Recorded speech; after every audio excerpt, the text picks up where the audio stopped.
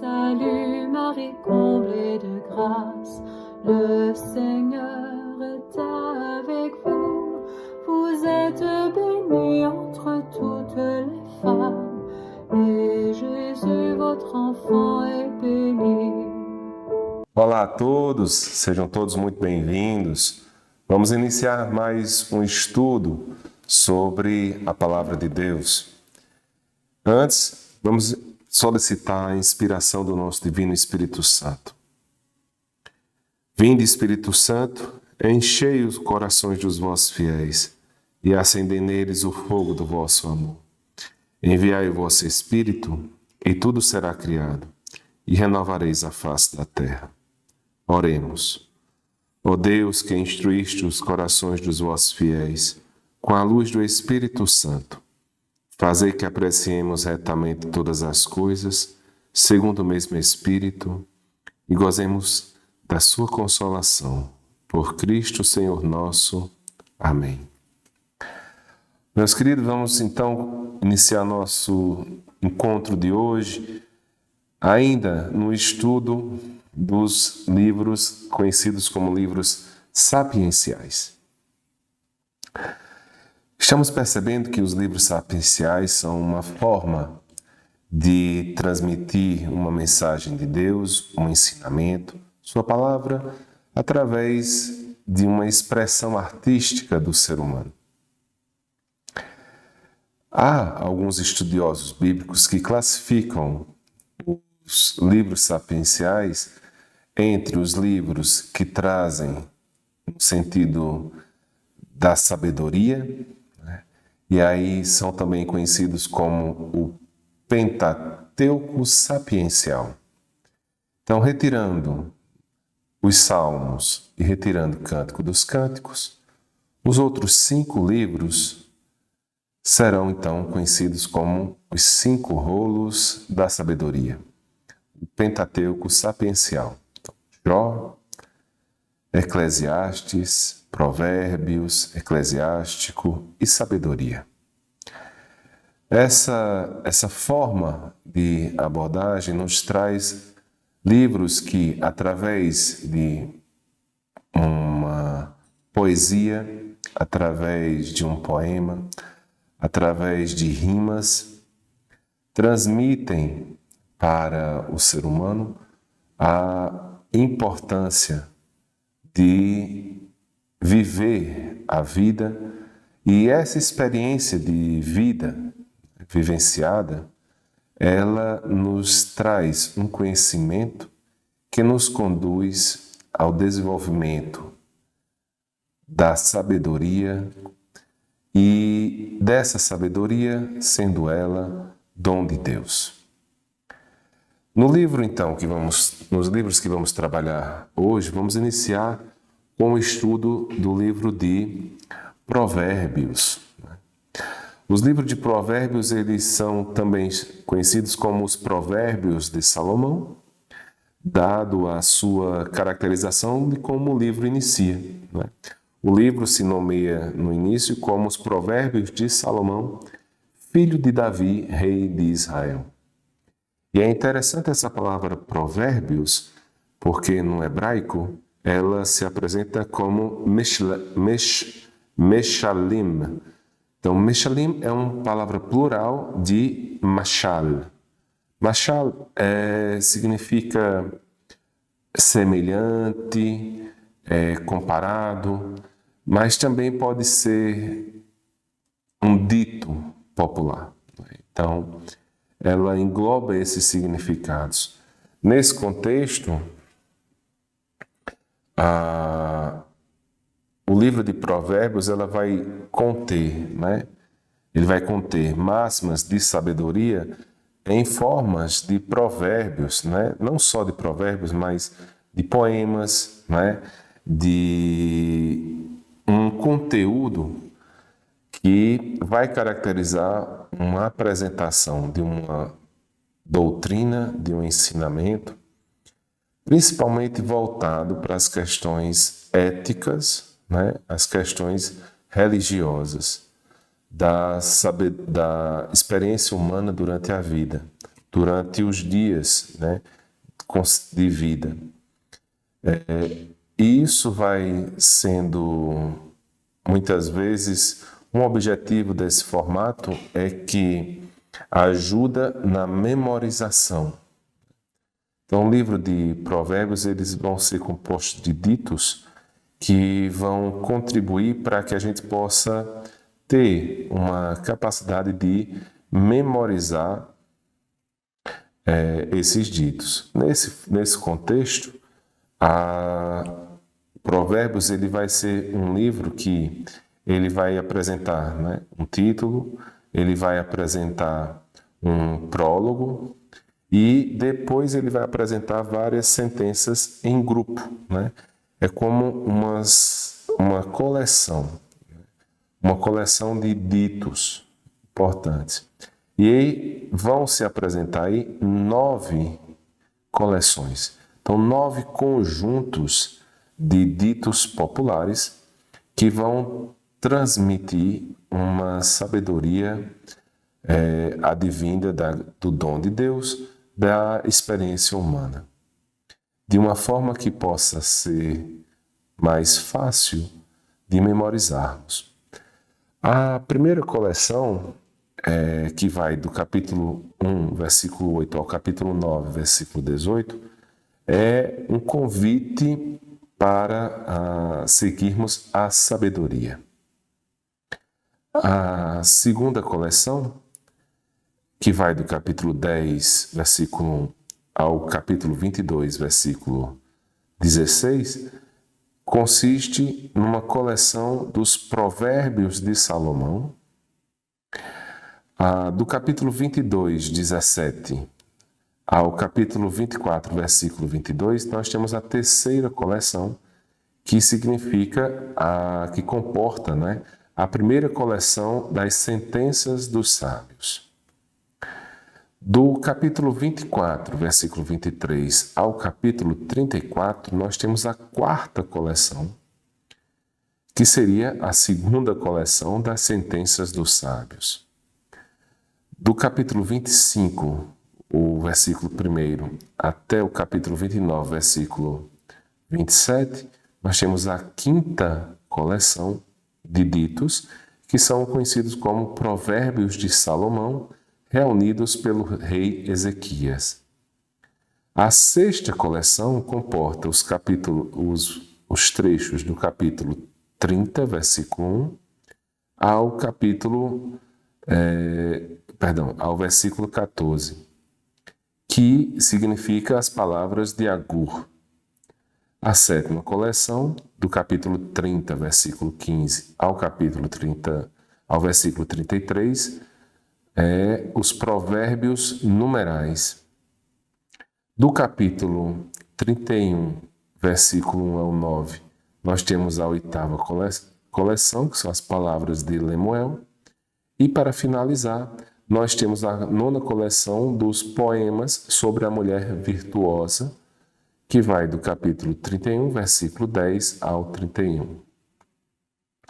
Então, essa sequência de coleções, elas vão trazer esses formatos de ditos que na Bíblia hebraica segue essa definição. Na Bíblia grega tem algumas pequenas mudanças em questão de ordem, mas no geral contemplam todas elas dentro desse conjunto.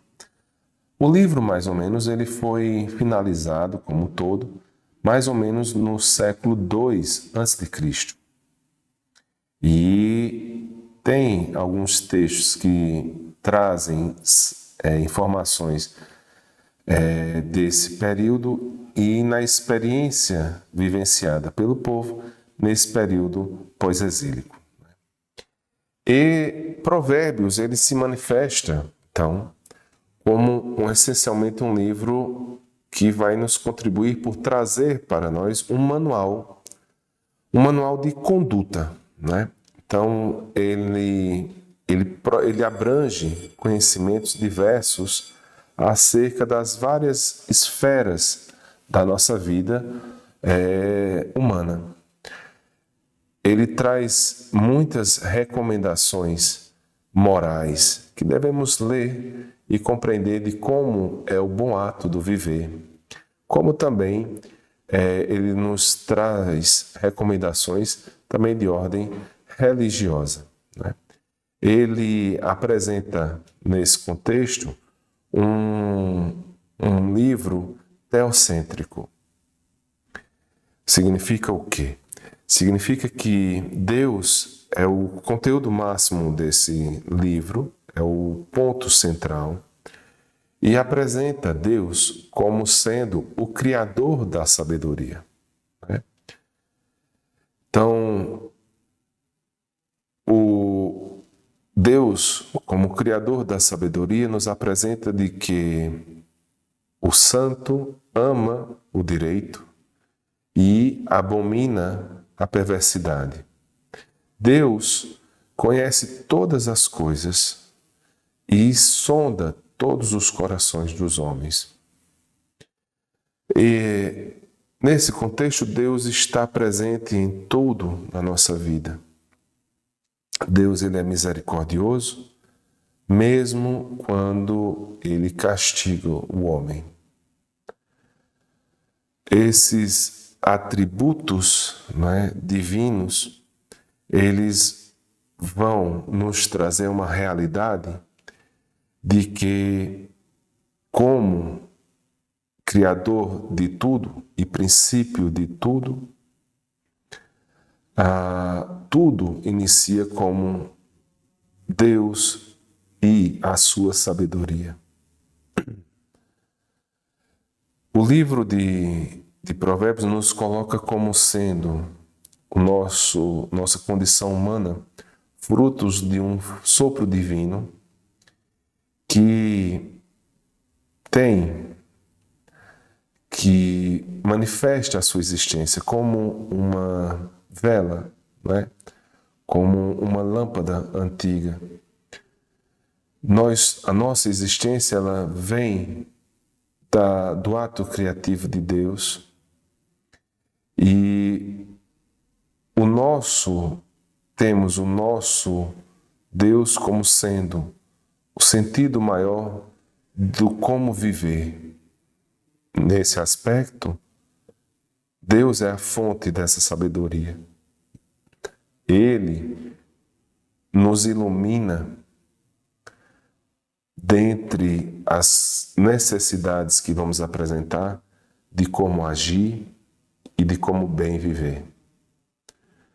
Ele nos coloca numa condição de que o maior dom de Deus para nós é a sabedoria. E a sabedoria advinda de Deus é o que nos dá a condição de termos acesso à fonte de todo o bem. Por isso, Provérbios destaca sempre a nossa necessidade de procurarmos e buscá-la sempre a sabedoria, como sentido da nossa própria existência. Devemos entender que essa sabedoria, ela vai nos caracterizar como aqueles que procuram uma vida plena, uma vida que seja orientada para o bem.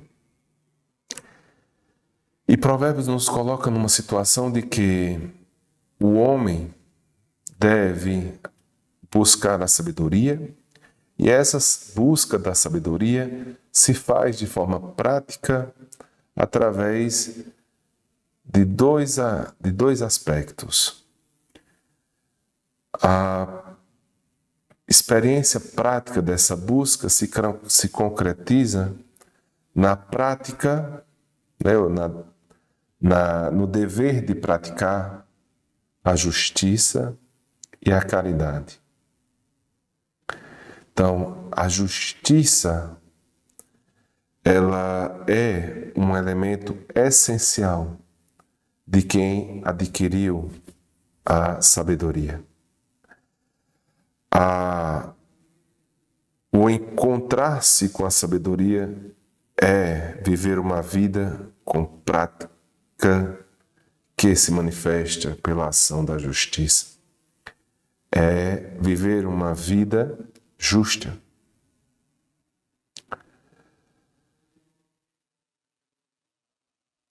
Quem não detém a justiça põe em risco a vida de outras pessoas. Como isso pode ser? Através de uma má conduta moral. Então, falsos testemunhos, atentar contra a reputação dos seus irmãos, a desonestidade nos negócios, agir com usura, mas também atenta contra a justiça, e aí mostra-se não detentor da sabedoria, aquele que também falta com a caridade, que não se apresenta para socorrer um próximo. Quem muitas vezes não se alegra, quem se alegra com o mal dos outros. A interligação entre justiça e caridade aqui em Provérbios é nos apresentado como elemento essencial da manifestação prática da justiça. Pois a justiça, a prática da justiça e da caridade manifesta em nós a presença da sabedoria. Quem apresenta a sabedoria, quem detém o dom da sabedoria, quem é sábio, irá lutar para ter uma vida moral, ética, adequada. A falsidade, a agressão à reputação dos outros, a desonestidade real, a desonestidade nos negócios, a falta da caridade para o necessitado. Aquele que vai se alegrar com o mal que outros vão vir apresentar, não detém em si a sabedoria. Aquele que é capaz de retribuir o mal com o mal, não detém a caridade, não vive uma vida justa, consequentemente, não apresenta a sabedoria de Deus. Nesse contexto, se formos entender desta forma, segundo Provérbios, aquele que é honrado, aquele que é honesto, aquele que olha o necessitado, que vive uma vida moral, justa, aquele que vive uma vida de caridade, e Provérbios nos coloca na situação, aquele que vive uma vida de doação, de doar esmola, pois, segundo o capítulo 19, versículo 17, a esmola é um empréstimo a Deus. O bem que fazemos aos outros é uma prática que atrai para nós as bênçãos de Deus. Provérbios assim nos ensina que, para termos a sabedoria, que é a fonte, que tem como a fonte Deus, nós precisamos viver uma vida prática, moral, baseado na justiça e na caridade. Sermos honestos, sermos íntegros. Vivermos uma vida de doação, de olharmos aos necessitados e prestarmos a ele auxílio, dando esmolas. A prática correta para os outros atrairá para nós as bênçãos de Deus. Nesse aspecto, o livro de Provérbios nos ensina muito claramente como devemos viver. E eu solicito que verdadeiramente cada um de nós leia os Provérbios nessa compreensão de que são ditos que nos conduzirão a termos um maior entendimento da sabedoria de Deus. E essa sabedoria de Deus, ela deve ser manifestada na nossa prática diária de vida. Viver uma vida baseada em dois princípios, na justiça e na caridade. Ser justo é ser honesto. Ser sábio é ser justo e ser caridoso. É se preocupar com o outro também. Não basta ser só justo. Precisamos também da prática da caridade. E isso nos ensina o livro de Provérbios. Mas Provérbios também nos ajuda não só a uma vida social, uma vida de mudança social, de ação social, mas também nos coloca numa dimensão doméstica. A base de uma vida sábia, como Provérbios nos apresenta, a base da nossa vida familiar é a fidelidade conjugal. É esse ser justo e caridoso com aquele a quem nos deu para vivermos uma vida conjugal. Aquela pessoa a quem Deus escolheu para vivermos juntos. E a sabedoria perpassa por sermos fiéis a essa pessoa. A fidelidade. Também nos coloca Provérbios que uma vida sábia é uma vida que na prática nós vamos trazer essa justiça e essa caridade transmitida na educação dos filhos. Provérbios 22, capítulo 22, versículo 6, destaca isso. A necessidade de que os pais devem educar os seus filhos. E que em alguns pontos, até mesmo como Deus, que tem misericórdia de nós, até mesmo na situação do castigo, que devemos sim também fazer a correção necessária.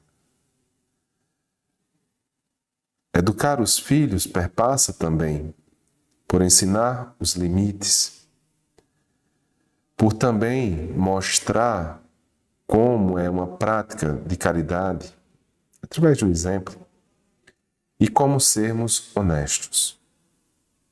Educar os filhos passa por transmitir os valores que, para nós, serão frutos da sabedoria. Os filhos também devem, segundo Provérbios, em vários trechos, nós vamos verificar isso, ter respeito aos pais. É uma via secundária. Quando nos colocamos diante dos nossos pais e não damos a eles o devido respeito, nós mostramos que nós não somos justos com aqueles que nos deram a vida, que nos deram a educação. Também mostramos que não somos caridosos, que não olhamos o passar, mas, acima de tudo, que não adquirimos a sabedoria. Pois lembra, a sabedoria vem com a vivência dos anos, e os mais velhos sempre serão os mais sábios. Mas o exercício de ter respeito para os pais é uma expressão prática em nossa vida da sabedoria. E Provérbios termina com uma temática, um tema e uma experiência final de que a família tem uma base muito importante, que é a esposa e a mãe. Pois no capítulo 31,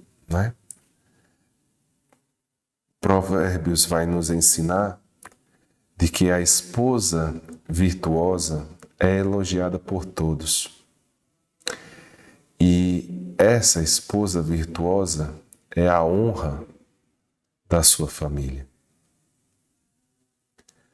Provérbios é um livro muito interessante para entendermos que a vida nos coloca situações reais, sociais, de relacionamento com os outros em sociedade e de relacionamentos na nossa microsociedade, a família. Nesse ponto, Provérbios nos ensina de que a sabedoria tem um ponto principal de que deve ser manifestada como uma prática de justiça que permeia pela honestidade e de uma prática de caridade, de fazer o bem. Dessa forma, Deus nos abençoa. Dentro da nossa família, entender que a fidelidade do casal é muito importante. A necessidade de verdadeiramente educar os filhos, impondo limites, mas transmitindo valores. E de, enquanto filhos, darmos o devido respeito para os nossos pais. Agindo dessa forma, entendemos que a prática virtuosa nesses contextos nos trará a sabedoria de Deus. E é interessante que essa sabedoria, o Provérbios vai muitas vezes manifestá-la como uma pessoa.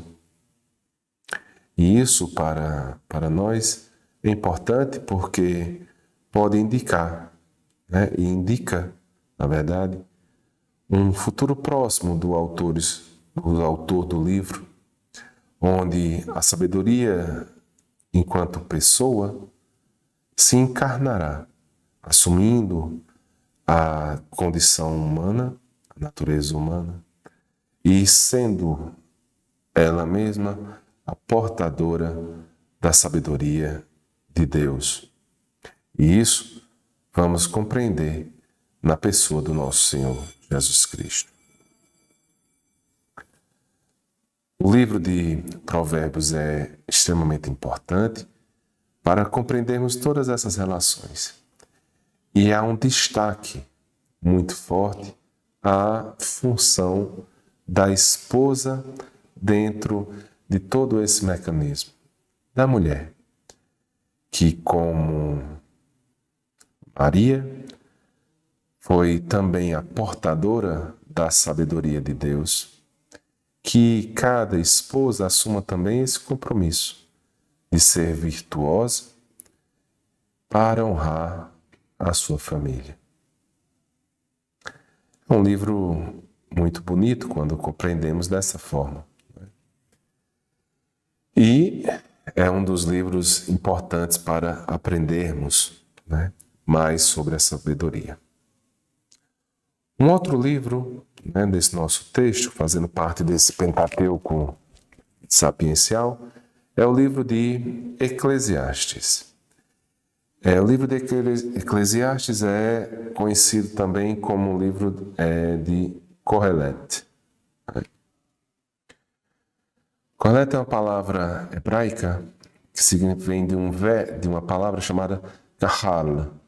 Kahal significa tipo uma reunião de pessoas, uma assembleia. O livro de Eclesiastes, por aí, denota esse termo, porque em grego, na Bíblia Septuaginta, esse termo hebraico, de kahal, kohelet, que vem de kahal, foi entendido como Eclesiastes, porque dá a dimensão no grego de eclésia. E eclésia é assembleia em grego.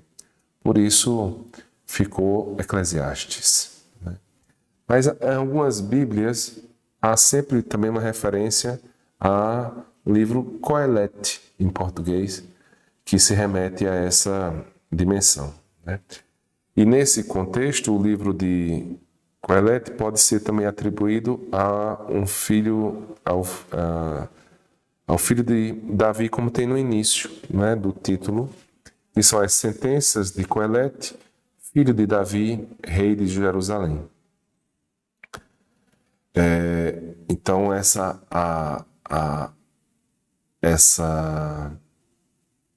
abrangência, de duas significâncias aí. Então há uma identificação do autor, para uma identificação do autor desse Kohelet com o rei Salomão. E aí alguns estudiosos antigos atribuíam esse livro também à autoria de Salomão. Em geral, ele foi dito mais ou menos que ele foi escrito no terceiro século, antes de Cristo, em Jerusalém. Mas há também textos traduzidos para o grego encontrados no século II a.C. E também alguns fragmentos desse livro nos fragmentos do material de Qumran, do Mar Morto. Kohelet, ele é um livro interessante, O Eclesiastes é um livro interessante porque ele engloba, uma forma literária interessante de trabalho com relação ao seu gênero literário, que ele não necessariamente só é composto por provérbios, por citações, mas ele se apresenta como um livro que apresenta, na sua redação, prosas e poesias. E a máxima desse livro é uma afirmação, de que tudo é ilusão. Então, essa ideia não é um aspecto filosófico. Então, Kohelet, Eclesiastes, ele não coloca isso num aspecto puramente filosófico, mas na ideia principal da percepção do viver humano. Então, sempre essa ideia, né, de que o autor do livro vai procurar investigar, né, e explorar com sabedoria tudo o que se faz debaixo do céu, né? Então ele começa um aspecto de determinar e conhecer melhor os vários aspectos da vida humana. Mas nesse contexto, né, Coelete não vai ser um filósofo. Ele vai ser uma pessoa que todo o seu conhecimento vai partir da experiência humana vivida. O método que ele utiliza para chegar a esse entendimento e as respostas necessárias passam através da investigação, da observação e da experiência. Então, tudo se baseia no ver, no investigar, no pesquisar, no encontrar e no procurar conhecer. O livro diz que Coelete diz no livro: dediquei-me a investigar e a explorar com sabedoria. Examinei todas as obras que se fazem debaixo do sol. Eu pensei comigo: vai, experimenta a alegria. Passei então a considerar a sabedoria, a loucura e a insensatez. O objeto de estudo do autor de Coelete é exatamente tudo. E esse tudo é tudo que se encontra na experiência da vida humana. Tudo que faz parte da nossa existência. Coelete chega então a um entendimento de que tudo é ilusório. Mas isso tem que ser entendido como um aspecto da palavra em hebraico que poderia melhor definir esse conceito. Rebel, que passa uma ideia de algo efêmero, passageiro. Sabe, algo como a fumaça, uma neblina, uma névoa, né? É um momento, mas que logo se desfaz. A Bíblia Vulgata, e esse ponto é interessante, a Bíblia Latina traduziu esse termo hebraico por vanitas, que está na origem daquela expressão, né? Vaidade das vaidades. Tudo é vaidade. Porém, né, e essa é uma questão interessante, esse termo vaidade, em português mesmo, né, tem um outro sentido. O sentido original da palavra passa a ideia de ilusório, passageiro, efêmero, né? Então, o conhecimento é ilusório. O que a gente adquire da experiência da vida também é ilusório, porque não é o conhecimento total. Nunca será total. A experiência que vivemos a cada dia, ela vai aumentando o nosso conhecimento. O meu conhecimento de amanhã vai ser maior do que o conhecimento de hoje. O conhecimento de depois de amanhã vai ser maior do que o conhecimento de amanhã e do que o de hoje. Então, o conhecimento sempre é algo que irá crescer. Então, o que eu sei hoje é passageiro. porque amanhã eu terei um conhecimento a mais, né? Uma contribuição a mais. E isso é importante para que a gente entenda que a gente nunca terá o conhecimento total. E ao nos colocarmos dessa forma, nós entendemos que essa nossa experiência de vida, ela nos capacita a compreendermos mais, a termos uma vida construída para esse conhecimento, construída nesse conhecimento e vivida dessa forma. Mas que ao mesmo tempo, nós nunca chegaremos a ter o conhecimento total. Esse conhecimento total é a sabedoria de Deus.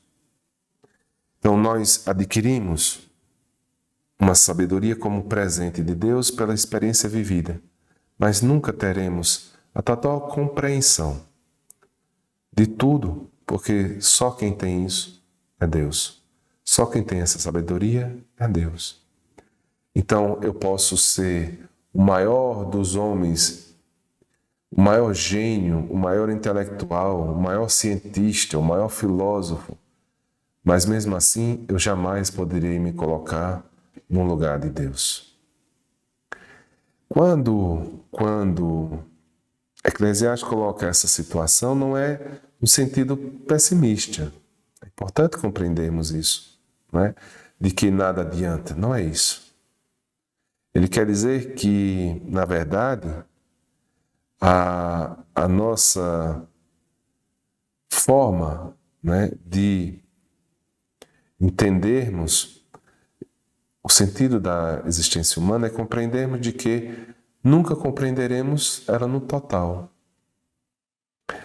E a sabedoria, a experiência do conhecimento adquirido durante os anos e a sabedoria é presente de Deus, mas nunca chegará a ser a sabedoria total, pois só a Deus compete tê-la. Só pertence a Deus a sabedoria total.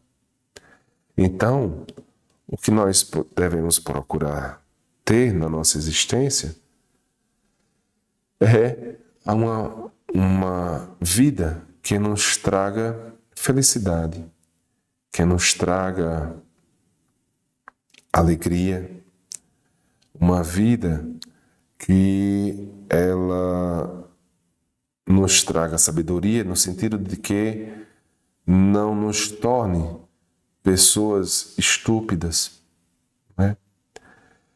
Que nos traga uma vida na qual nós tenhamos, né, a certeza de que o amor vale muito mais do que o ódio e que o sábio superará o rei. A ideia é de que a sabedoria de uma vida nossa é viver uma vida que seja feliz. E como eu posso ter uma experiência de vida feliz? Vivendo uma vida boa. E viver uma vida boa é viver uma vida em que minhas ações, né, o que eu faço dela, me traz a sensação boa. Entender de que faz parte da minha existência amar, faz parte da minha existência gostar das artes, dos alimentos, né, das bebidas. Isso faz parte da minha condição humana. Se ponderadamente, em aspectos morais, isso me traz uma alegria, isso faz parte também de uma vida feliz. Uma vida bem vivida, o autor nos traz essa informação, de que uma vida bem vivida produz felicidade. Mas devemos entender também que essa felicidade nunca será a felicidade total. Que a felicidade total, podemos então deduzir, só será em Deus. E assim nos ensinou a nossa igreja. Devemos viver, sim, uma vida em busca do amor, da felicidade, de termos a percepção do que é bom, de tudo na criação, de termos bons relacionamentos, de amarmos as pessoas, de vivenciarmos momentos agradáveis, de compartilharmos, festejarmos, termos uma vida de celebração, né? Compartilhando os alimentos, né? Celebrando a vida com alimentos gostosos, com abraços, com a presença e a convivência dos outros, escutando uma boa música. Isso nos traz alegria, isso nos traz felicidade. Mas tudo isso é ilusão. Tudo isso é passageiro. Tudo isso passará, irá se desfazer. Pois a felicidade total, aquela que não passa, aquela que permanecerá para sempre, a alegria verdadeira, só em Deus. E isso é uma mensagem muito rica para nós. Tudo é passageiro não é um pessimismo. Tudo é passageiro é para nos lembrar de que o eterno, só Deus. A eternidade, só em Deus. Isso nos ensina Coelete. Isso nos ensina na sua sabedoria. A sabedoria é dom de Deus para entendermos que devemos viver uma vida feliz, em busca dessa felicidade. Mas a felicidade aqui, vivenciada na nossa experiência humana, é passageira. A felicidade eterna, só em Deus. É isso que nos ensina Eclesiastes. E aí, chegamos então a o próximo livro então que vamos trabalhar hoje, para finalizarmos nosso encontro, é o livro Cântico dos Cânticos. O livro se intitula O Cântico dos Cânticos de Salomão, o seu capítulo 1, versículo 1. Cântico dos Cânticos é uma forma de expressar um superlativo em hebraico, né? Então, em hebraico, o superlativo ele é feito com a repetição do substantivo. Então, se eu quero tornar o cântico no seu superlativo, eu repito o substantivo. Então, vai ficar Cântico dos Cânticos. Isso é muito utilizado, né? Por exemplo, em trechos na Bíblia, né? Quando a gente coloca assim, Senhor dos Senhores, Rei dos Reis, Vaidade das Vaidades, Santo dos Santos, né? Então, seria exatamente o Cântico dos Cânticos, seria o cântico mais sublime, né? E, na verdade, o livro ele é interessante porque ele é uma coletânea de cânticos, né, de amor. No texto, especificamente, literal, é o cântico de amor de uma jovem de cor negra e formosa. Essa cor negra é uma cor bronzeada do trabalho rústico, né? Que, como irá contar no livro, ela teve que trabalhar no campo para dar o seu sustento, como na agricultura, né? No trabalho com a pecuária. Então, por ter uma vida de trabalho braçal, ela foi bronzeada pelo sol, né? E tornou a sua pele mais escurecida do que o das outras mulheres. É um trecho muito bonito, no capítulo 1, versículo 5 do livro, essa história. O nome dessa moça, né, formosa, é Sulamita. E o seu amado, ora é identificado como um pastor, ora como o rei Salomão. Na tradição judaica, né, da Bíblia hebraica, Cântico dos Cânticos é lido em algumas ocasiões da festa da Páscoa, exatamente fazendo uma alegoria do amor entre Israel e o seu amado.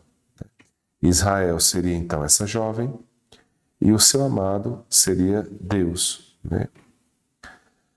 E esse amor se torna evidente, né, para o povo de Israel no período da Páscoa, exatamente na libertação do Egito.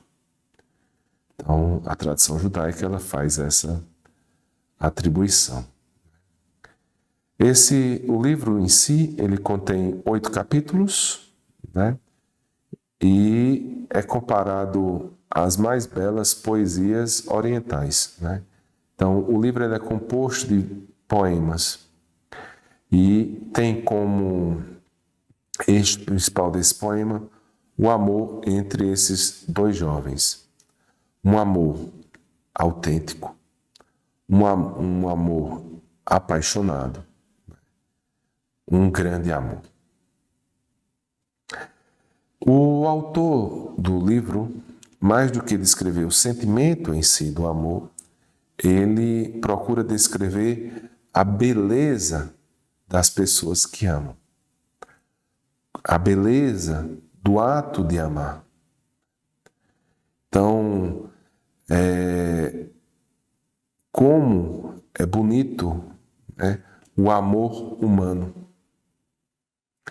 Então, um dos pontos cruciais, né, é esse destaque, né, para esses dois seres que se amam verdadeiramente. A maioria dos biblistas considera que esse livro ele teve mais ou menos a sua produção no século 3 a.C., né? E há a ideia da interpretação do livro, né, de uma forma mais literal e há de uma forma mais alegórica, né? De uma forma mais literal, ou seja, do texto, foi uma recomendação também do bispo Teodoro, lá no período no início do século, do quinto século, né? Que ele considerava o livro Cântico dos Cânticos como uma composição do rei Salomão, cantava a beleza da sua esposa egípcia, né, diante dos habitantes de Jerusalém. Então seria nessa relação, né, entre uma relação mais estrita entre a beleza do amor humano por si só. Entretanto, outros bispos e outros pais da igreja, e a igreja, no transcorrer desse tempo, interpreta Cântico dos Cânticos como um amor, né, de uma jovem, ou de um jovem, perdão, para a sua esposa, como o amor, né, descrevendo alegoricamente como o amor de Deus para o povo de Israel, e na percepção da nossa igreja, ver e ler a mensagem do livro de Cântico dos Cânticos como o esposo e a esposa como figuras de Cristo e a igreja. De Cristo, né, e os seus fiéis. E uma das grandes discussões em termos de estudos bíblicos tem necessidade real de optar por uma ou outra? Ou podemos compreender as duas e aí sim temos um entendimento de que pode ser útil essa visão compreendida dessa forma? Então, a igreja nos ensina de que os dois modos de interpretar não se excluem. Porque o que está predito é o amor entre entes que se amam. Não é? Então, nós, enquanto igrejas, o nosso amor para Cristo e o seu amor para nós. O amor que eu tenho pela minha esposa e minha esposa tem por mim. O amor que temos para Deus e Deus para o seu povo. Cântico dos Cânticos, ele traz a beleza do amar. E nesse contexto, é uma teologia do amor humano. Como podemos entender o sentido de amar numa vida vivida na natureza humana? Entender que o amor humano, ele é muito bonito. Ele é dado por Deus também. Existe o livro, ele exalta o amor humano. E como isso preenche os nossos corações humanos. A mulher e o homem e a mulher, no livro, eles serão tratados com igualdade. E é interessante porque muita gente critica a igreja como machismo, como isso, rigoroso e tal. Mas olhem só, já vimos tantos exemplos da importância da esposa, da importância da mãe, da importância da mulher. E Cântico dos Cânticos cabe à mulher. A primeira e a última palavra do livro. A mulher, ela sempre tem a iniciativa da fala.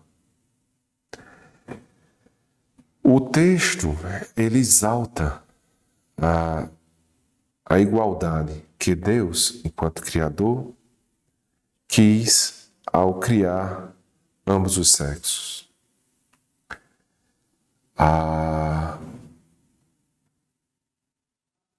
necessidade de amar é importante, né? Não só para a procriação, mas para a existência do matrimônio. O amor, ele é cantado no livro com toda a sua beleza.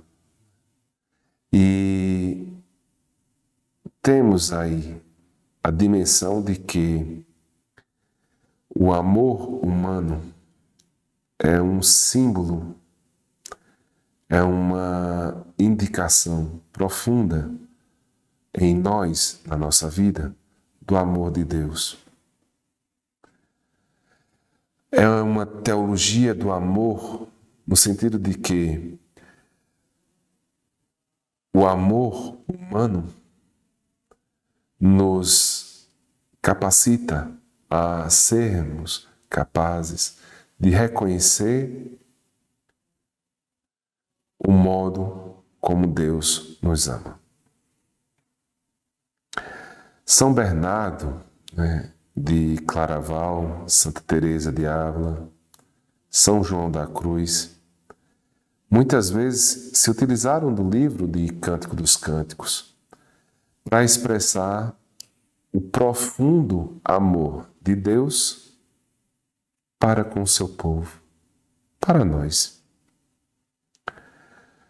O amor descrito no Cântico dos Cânticos mostra que o verdadeiro amor humano se inspira no amor divino. E existe no grego duas palavras que podem indicar também o sentido de amor em português. Existe a palavra eros e existe agape. Eros é esse amor humano, esse amor passional.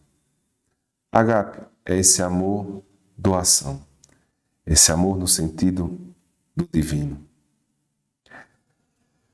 Cântico dos Cânticos vem nos ensinar que o amor humano, ele é belo, ele nos torna mais próximos do amor de Deus e que, vivenciando um amor humano, eros, iremos, pouco a pouco, vivenciando a experiência de sermos amados por Deus e que esse amor humano, eros, desemboca no ágape, no amor doação. É exercitando o amor humano que iremos praticar uma vida no qual vamos desenvolver um amor doação.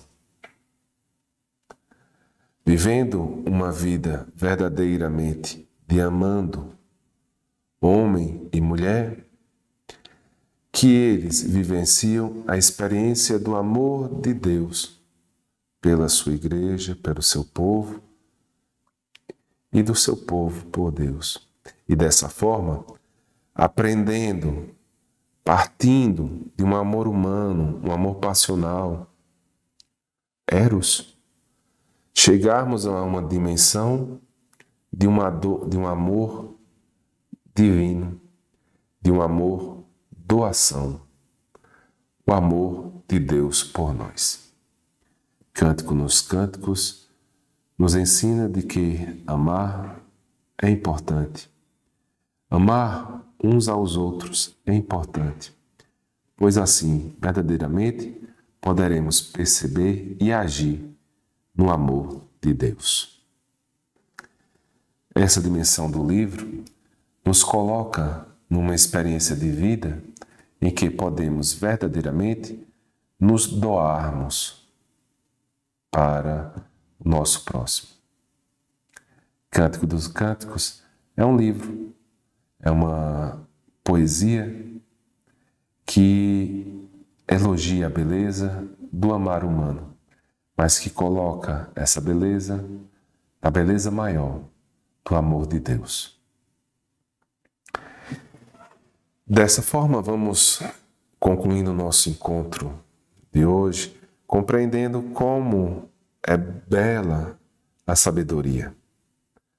Como, através de várias formas, podemos entender de que essa sabedoria nos leva a um bem viver no mundo.